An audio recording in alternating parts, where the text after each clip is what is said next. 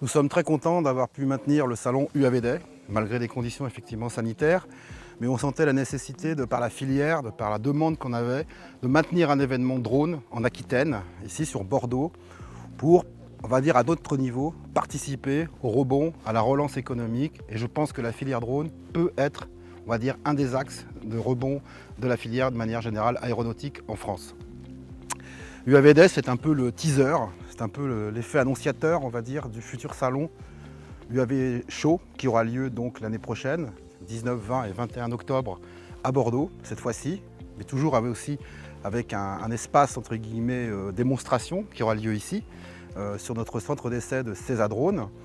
Et puis, ça sera l'occasion pour nous, sur UAV Show, de fêter les 10 ans, donc de ce salon, avec un événement un peu plus important que d'habitude, puisqu'on aura un espace au Palais de l'Atlantique qui sera sur une dimension du double, voire du triple de ce qu'on avait actuellement. Et si tout se passe bien, on espère pouvoir le faire dans les meilleures conditions possibles. Paradoxalement, la filière drone, pour l'instant, n'est pas la filière dite aéronautique la plus touchée, puisque le drone est un outil, c'est un instrument qui est, on va dire, transversal. On n'est pas dans le transport de personnes, qui est fortement touché actuellement. Le drone, c'est un engin qui sert à faire des prestations.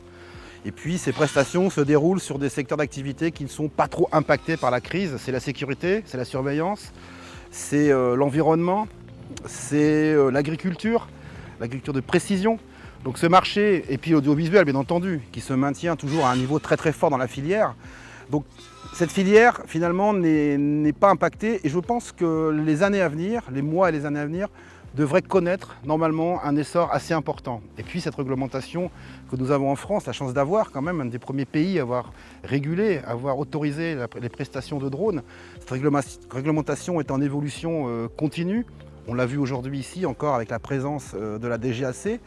Donc cette réglementation ouvre des champs, ouvre des perspectives intéressantes pour la filière. Donc plutôt confiant pour cette filière avec justement, je pense, on va dire des choses intéressantes qui devraient se dérouler dans les mois, voire années à venir.